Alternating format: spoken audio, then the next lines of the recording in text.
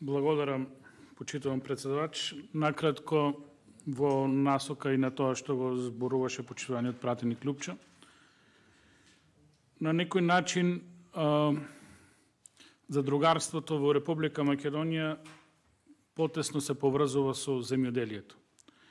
Задругарството во Европа е широка појава и во други насоки. Меѓутоа, како што спомна и Лупчо, кај на задругарството е на некој начин врзано и со Слободна Република Македонија и формирањето на тие задруги, почетоците на здружување на земјоделците во некои колективи, во задруги кои требало да придонесат за развој на државата, иако тие се некои процеси кои историјата ќе ги толкува на еден или на друг начин. Да не должам многу, меѓутоа во тој контекст и продолжува задругарството во Република Македонија. Останатите дејности некако здружувањето оди со трговски друштва, со акционерски друштва, не дека немаме здружување. Меѓутоа во ред е, ако веќе правиме хармонизација на законодавството на Македонија со европското законодавство и треба да го прошириме опсегот на задругарство, и тоа е во ред за другите дејности. Меѓутоа, кога веќе имате специфика на одредена појава, а тоа е здружувањето, задругарството во земјоделието, каде што сме далеку напреднати во однос на другите типови на здружување, на другите типови на задруги, и каде што веќе имаме соодветна законска регулатива која уредува оваа материја, каде што веќе имаме здруженија, задруги земјоделски кои функционираат во правниот поредок на Република Македонија, се наметнува потребата дали на овие задруги е местото во овој закон. Уште повеќе што овој закон стриктно суспендира, значи ги суспендира тие задруги кои веќе постојат и истите мора да се пререгистрираат согласно овој закон.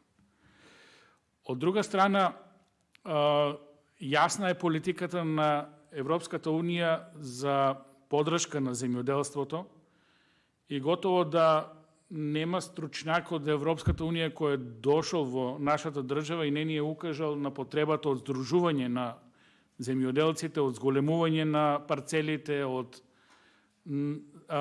понуда на производи со висок квалитет кои се можни исклучиво кога земјоделците би настапувале заедно, организирано, би разменувале искуства, би настапувале заедно на одредени пазари, би на тој начин оствариле напредок. Еден куп проекти ги има во Министерството за земјоделство, шумарство и водостопанство баш во насока на подршка на оваа здружување, на правење на тие задруги, и се истрошени солидна количина на европски пари баш во таа насока. Значи, промовирање на задругарството, негирање на она старото колективно сваќање што е задруга и колектив, туку промовирање на нешто сосема нормално за Европската Унија, здружување на земјоделците во одредена заедница, која нема да биде трговско друштво или акционерско друштво, ќе биде еден послаб механизам на здружување, меѓутоа луѓето свесно, самоволно ќе влезат во такво здружување со цел да на некој начин самите си помогнат на себе и сами да најдат начин да се доближат до европските вредности во земјоделието. Сега кога тоа сме го правеле наназад 30 години од осамостојувањето, од промовирањето на демократските вредности, на пазарните вредности, сега наеднаш ни доаѓа овој закон кој апсолутно немаме дилеми дека треба да важи за се останато освен за земјоделието. Затоа што добро е да се промовира здружување и во енергетиката, добро е да се промовира здружување и во градежништвото, и во екологијата и така натаму да има разни задруги.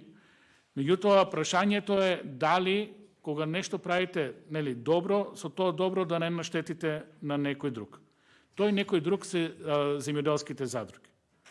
Затоа што тие задруги се регулирана материја. Нешто што постои во Република Македонија, што постои во правниот систем и во земјоделството. И ние како ФЕЛА, иако доаѓаме од шумарството, меѓутоа ми се познати овие работи, настојуваме ова да се промовира во Република Македонија.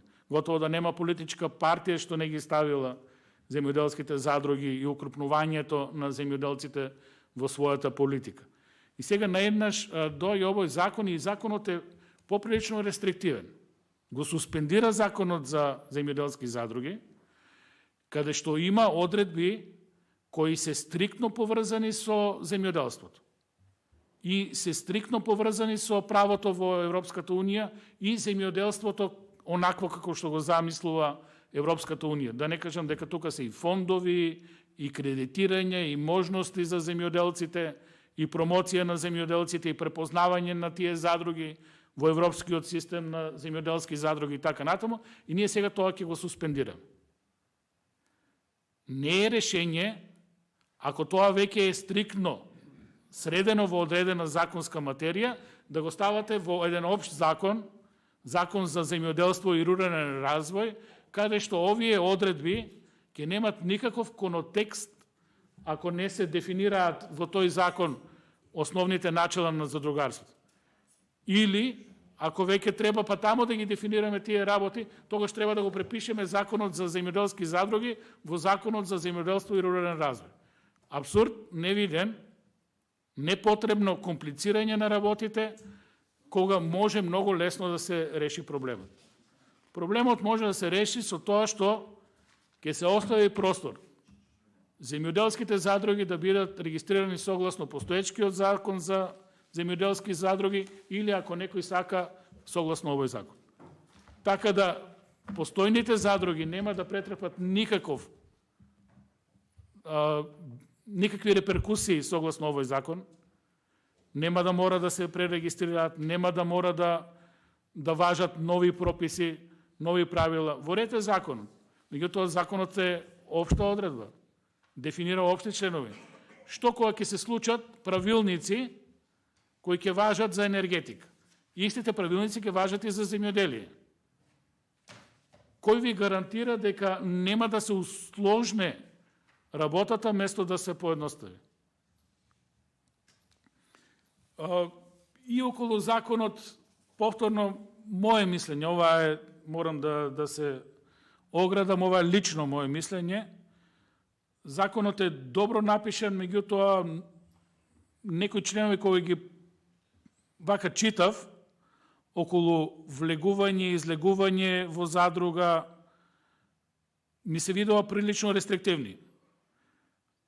Побарав да се компарирам со законот за трговски друштва и готово да се препишани членовите од трговски друштва во овој закон. Значи, тоа што важи за трговско друштво, ќе важи и за задруга. Не е поентата на задругите да имате толкова стега, толков рестриктивен момент на влез и излез. Мора тоа во задругата, според моје лично мислење, да биде малку по-либерално, затоа што ова е доброволно влегување.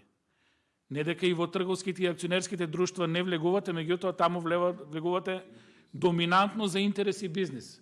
Овде влегувате за да се окрупнете, овде влегувате за да ги пронајдете на пазарот добрите моменти. И овие одредби треба да се сериозно размисли дали во земјоделието сигурно ќе сметаат. Тоа се член 17, 18, 20 и така натаму. Тама работа сега тука околу наследство треба некој да почине па да го пренесе уделот. Мислам, малку е... Треба да се види ова дали е најдобро. Добро е што законот е во две читања, па ќе и ние се средиме до амандманската расправа дали ова вреди. Завршните одредби ви се тотално нефункционални. Член 54. За една година од донесувањето на овој закон, сите постојни задруги мора да се усогласат со овој закон. Со законот и така, меѓутоа не знаеме што ќе се одржат правилниците и подзаконските акти. Во комуникација, вака што можев да видам низ интернет, овие задруги се врзуваат со енергетиката и формирање на фарми, каде што луѓето ќе се здружуваат со одредени помали средства, да може да влезат во групата на големи фарми и да бидат на пазарот за продажба на електрична енергија, што е во ред. Меѓутоа, за таа проблематика, верувајте, земјоделството е многу специфично. Да не се доведеме во ситуација да ги блокираме двата закона. Понатаму, овој закон влегол во сила со донесување на законот во правен поредок, со изгласување. Меѓутоа е јасно и во законот, и во целите на законот, и во воведот е кажано дека тоа што не е уредено со овој закон ќе се уредува со законот за земјоделство и рурален развој. Меѓутоа не се пренесени таму тие одредби, тек едност треба да следува усогласување на таа материја, иако ви кажав дека тоа многу тешко ќе одие, затоа што тоа се два закона, треба буквално законот да го ставите во некој измислен член и да го наредите под АБВГДГ, истиот закон како што бил досега. Таму нема да ги дефинирате работите, нема да имате прегледност на работите, ќе имате едноставно преземање само на неколку членови и сега за едни работи ќе важи овој закон, за други работи за земјоделците ќе важи законот за земјоделство и рурален развој. Овие работи во најмала рака сериозно треба да се разгледат, да се консултира пред се фелата од земјоделство, стручната фела, ако е потребно да се направи и едно советување, јавна расправа, да се видат консеквенците од носењето на овој закон. Значи, ништо навидум лошо, бенефитот за Министерство за економија е само што ќе си земе повеќе работа и повеќе ингеренции. Меѓутоа, верувајте, со земјоделието многу тешко се работи. Таму имате сериозни проблеми за решавање. Размислете или во таа насока, или да ставиме амандман во кој ќе разграничиме дека земјоделските задруги ќе можат да функционираат по постоечкиот закон, да не го суспендираме така едноставно и да биде избор или по овој или по тој закон да се регистрираат земјоделците, иако и тоа е веќе, како да кажем, разводнување на работата. Прашањето е генерално, законот е окей, да се размисли дали тие претешки квалификации, доближување до трговските друштва